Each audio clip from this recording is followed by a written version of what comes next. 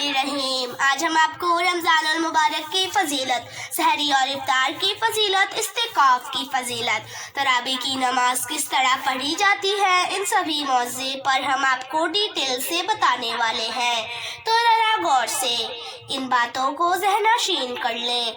रमज़ान का महीना वो महीना है जिसमें कुरान नाजिल किया गया, जो लोगों के लिए सरापा हिदायत है। लिहाजा तुम में से जो शख्स भी ये महीना पाए वो इस महीने में ज़रूर रोज़ा रखे, और अगर कोई शख्स बीमार हो या सफ़र में हो तो वो दूसरे दिनों में इस रोज़े को पूरा कर ले।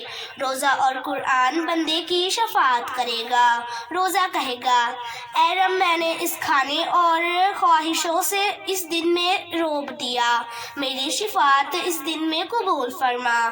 कुरान कहेगा, ऐ रब, मैंने इस रात में सोने से बास रखा, मेरी शफाअत इस हक में कबूल फरमा, मेरी शफाअत इस हक में कबूल फरमा दे। दोनों की शफाअत अल्लाह ताला कबूल फरमाता है। जिसने अल्लाह की रज़ा के लिए एक दिन रोज़ा रखा, अल्लाह पाक उसे जहन्नम की आग से दूर कर देता है।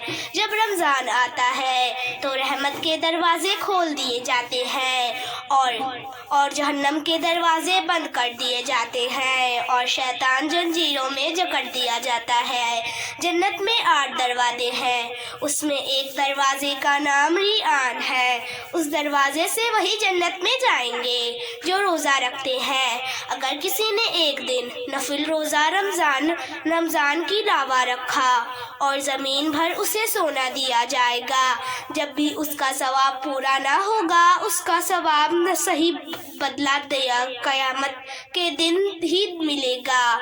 इस मुबारक महीने की फ़जीलत में बहुत सारी अहदीस है और बहुत फ़जीलत है। अल्लाह हम सबको रमज़ान का मुबारक महीना अता फ़रमाए और उसकी कदर करने की तौफ़ीक अता फ़रमाए और रोज़ा रखने की तौफ़ीक अता फ़रमाए। आमीन।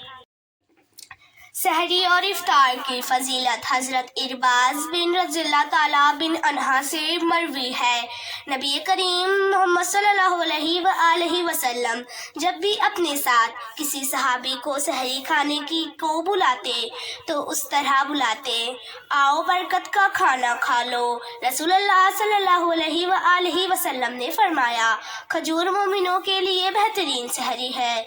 रसूलुल्लाह सल्लल्लाहु अलैहि वसल्लम फरमाते हैं, जो रोज़ेदार को इफ्तारी में पानी पिलाएगा अल्लाह उसे मेरे हौज़ से पानी पिलाएगा और जन्नत में दाखिल होने तक प्यासा नहीं होगा। जन्नत का दरवाज़ा रोज़ेदार के लिए। जन्नत में 8 दरवाजे हैं, उसमें एक दरवाजे का नाम रियान है। उस दरवाजे से वही जन्नत में जाएगा जो रोज़ा रखते हैं। नबी करीम मोहम्मद सल्लल्लाहु अलैहि वसल्लम से रिवायत है, इफ्तारी के वक्त रोज़ेदार की दुआ रद्द नहीं होती।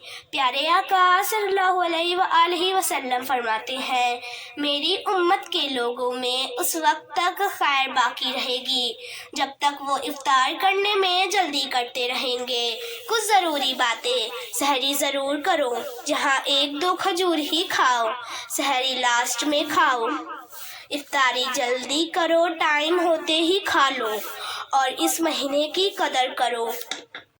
तरावी का सही तरीका। हदीस में आता है, हज़रत अबू हुरैरा से रिवायत है कि रसूलुल्लाह सल्लल्लाहु अलैहि वसल्लम ने इरशाद फरमाया, जिसने रमज़ान में ईमान के साथ सवाब की नीयत से तरावी पढ़ी तो उसकी गुस्ताखी पिछले गुनाह माफ़ कर दिए जाते हैं।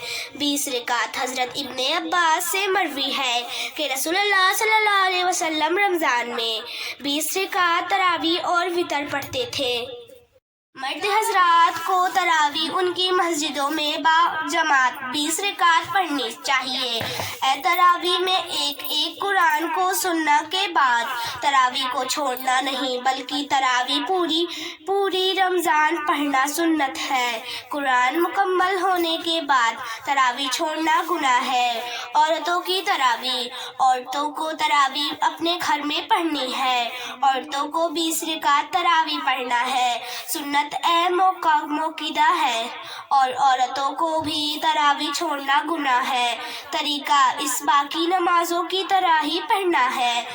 2 रकात करके 20 रकात पढ़नी है, और हर 4 रकात के बाद तरावी की दुआ पढ़नी है, और ये दुआ है, और 4 रकात के बाद यह दुआ ज़रूर पढ़ लें। इस दुआ का तर्जुमा: पाक है वो अल्लाह जो मालिक व बादशाह वाला है, पाक है वो अल्लाह जो इज़्ज़त वाला, अज़मत वाला और हिदायत वाला है, पाक है वो अल्लाह जो इज़्ज़त वाला, अज़मत वाला है और कुदरत वाला और बड़ा ही विरावत वाला है, पाक है वो अल्लाह जो बादशाह है, जिंदा रहने वाला, ना उसके लिए नींद है और ना ही मौत, वो बड़ा ही पाक है और मुकद्दस है, हमारा परवरदिगार और फरिश्तों और रूहों का परवरदिगार।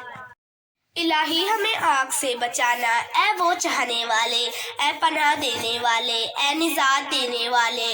और नियत ये करनी है, मैं नियत करती हूँ 2 रकात तरावी सुन्नत मौक़िदा जो कुरान की आयत है जो आपको याद है।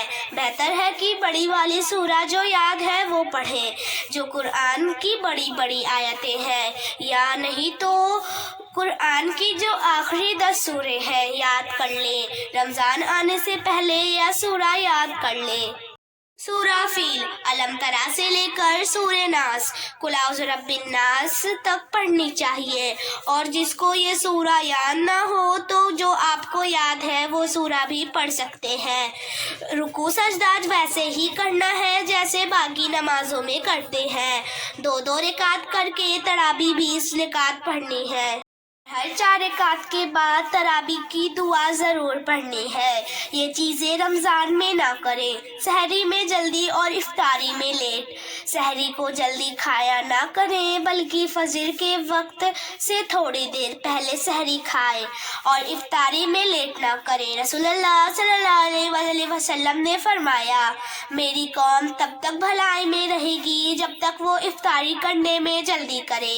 रोज़े से पहले खाना देर से खाएं। रमज़ान का मतलब सिर्फ अपने आप को देखना नहीं है, हमें दूसरों को भी देखना चाहिए और उनकी रोज़ा खुलवाने में मदद करनी चाहिए। रसूलुल्लाह सल्लल्लाहु अलैहि वसल्लम ने फरमाया, जिस किसी ने भी रोज़ेदार को इफ्तारी करवाया तो उसको भी बराबर सवाब मिलेगा, बगैर उसके कि रोज़ेदार का सवाब कम नहीं किया जाएगा। इफ्तारी में लेट करना, इफ्तारी का वक्त करीब आए तो जल्दबाजी करें और रोज़ा खोलने के लिए तैयार रहें। सही वक्त पर रोज़ा खोलें और किसी किस्म की देरी ना करें, क्योंकि ये अल्लाह को पसंद है, इसमें हमारी भलाई है। रसूलुल्लाह सल्लल्लाहु अलैहि वसल्लम ने फरमाया, लोग तब तक सही राह पर चलेंगे जब तक रोज़ा खोलने में जल्दी करेंगे। जब आप रोज़ा खोलें तो ज़्यादा खर्चा करके अलग अलग पकवान और खाने इफ्तारी में शामिल ना करें, बल्कि अफ्तार को नॉर्मल तरीके से खाएं कि आपको गस ना आए, मगरिब इशा तरावी पढ़ सके। अल्लाह ताला कुरान में फरमाते हैं, खूब खाओ और खूब पियो, मगर हद से ज़्यादा मत खाओ। अल्लाह ताला को हद से निकल जाने वाला पसंद नहीं करते। काफ़ी लोग हैं जो कुरान को बड़ी तेज़ी से पढ़ते हैं, जैसे उन्होंने कोई रेस लगाई है। ऐसा मत कीजिए, कुरान को धीरे तरतीब से पढ़िए। भले आप कम पढ़ें लेकिन सुकून के साथ पढ़िए। कुरान पढ़ना है, हमें ज़्यादा तड़प से पढ़ना है। भले कम पढ़ें लेकिन तरतीब से पढ़ें। अल्लाह ताला कुरान में फरमाते हैं, और कुरान को धीरे धीरे करके साफ पढ़ा करें। गाली, गुस्सा और बहस जब रोज़े से हो तो गुस्से पर काबू रखें और किसी भी किस्म की चिल्लाना और झगड़े से दूर रहें। रसूलुल्लाह सल्लल्लाहु अलैहि वसल्लम ने फरमाया, जब तुम में से कोई भी रोज़े से हो तो फरियाद, गाली या गंदी बातों ना करे, ना जाहिलतों वाला काम करे। और अगर कोई शख्स उससे लड़ाई करना चाह रहा है तो उससे कहो, मैं रोज़े से हूँ। अगर कोई शख्स झूठ बोले या धोखेबाजी करना ना छोड़े तो अल्लाह को कोई ज़रूरत नहीं है کہ وہ اپنا کھانا پینا چھوڑ دے۔ غفلتی اگر لوگ تراویح پڑھتے وقت قرآن پر دھیان نہیں دیتے بلکہ فقط امام اللہ کہے اور وہ کب رکوع میں جائے اس کا انتظار کرتے ہیں، ایسا مت کیجیے۔ قرآن کو غور سے سنیے، پہلے آپ کو سمجھ میں نہیں آئے گا لیکن یہ آپ کے دل کو سکون دے گا، اور قرآن سننے پر اللہ کی رحمت اترتی ہے۔ اللہ تعالیٰ قرآن میں فرماتا ہے، اور جب قرآن پڑھا جائے اس کی طرف کان لگا لے اور خاموش رہا کرے، امید ہے کہ تم پر رحمت ہو۔ بے وجہ کی راتوں میں جاگ کر لوگ رمضان کی راتوں میں جاگ کر فرینڈ سے چیٹنگ کرتے ہیں، ویڈیوز دیکھنے میں لگ جاتے ہیں، پھر سحری کے بعد اور فجر کے بعد سوتے ہیں اور دن کے وقت ٹائم سوتے ہیں، برباد کر دیتے ہیں۔ ایسا مت کیجیے۔ اگر آپ سچ میں رات میں جاگنا چاہتے ہیں تو اللہ کی عبادت میں جاگیں، جیسے کہ تہجد یا قرآن پڑھتے ہوئے۔ رمضان جیسا قیمتی وقت کو ضائع نہ کیجیے۔ استعفاف کی فضیلت، آخری 10 دن میں استعفاف حضرت عبداللہ بن عمر رضی اللہ تعالیٰ عنہ سے مروی ہے۔ نبی کریم صلی اللہ علیہ وآلہ وسلم رمضان کے آخری سورے میں استعفاف کیا کرتے تھے۔ حضرت عائشہ ام المومنین رضی اللہ تعالیٰ عنہا سے مروی ہے، نبی کریم صلی اللہ علیہ وآلہ وسلم رمضان کے آخری عشرے میں استعفاف فرمایا کرتے تھے، یہاں تک کہ ان کی وصال جس دن ہوا اس سال بھی آپ نے 20 دن کا اعتکاف کیا۔ حج اور عمرہ کا ثواب، حضرت علی رضی اللہ تعالیٰ سے مروی ہے کہ نبی کریم صلی اللہ علیہ وآلہ وسلم نے ارشاد فرمایا، جس نے رمضان المبارک کے 10 دن کا اتفاق کر لیا وہ ایسا ہے جیسے 2 حج اور 2 عمرہ کی اعتکاف کیا ہے۔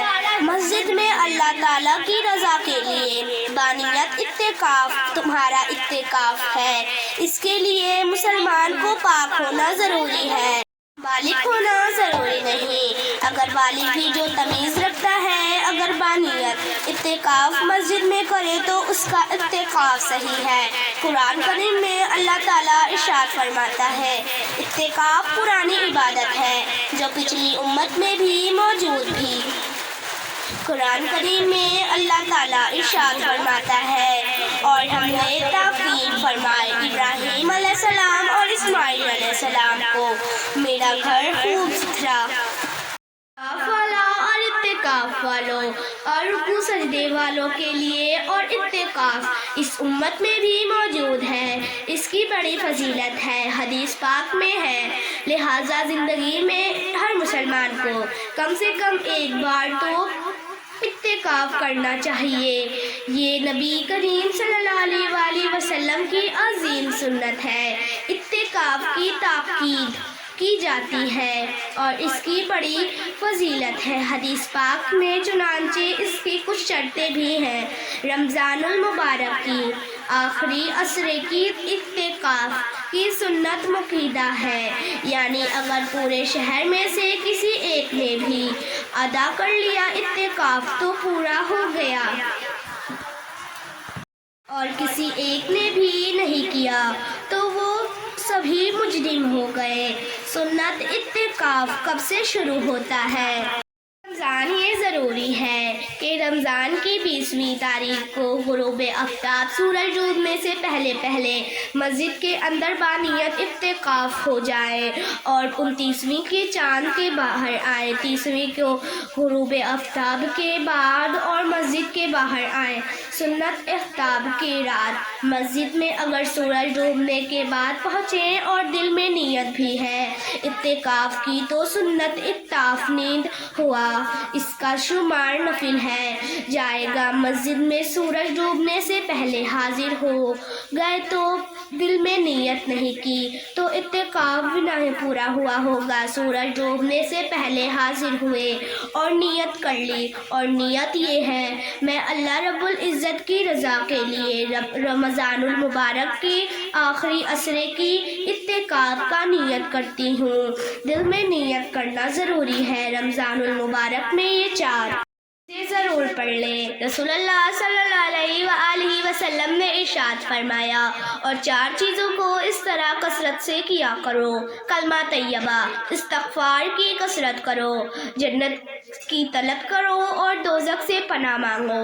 امید کرتی ہوں کہ آپ کو یہ ویڈیو سمجھ میں آئی ہوگی، لہٰذا اس ویڈیو کو شیئر کریں اور دوسرے تک اس ویڈیو کو پہنچائیں۔ جزاک اللہ خیرہ۔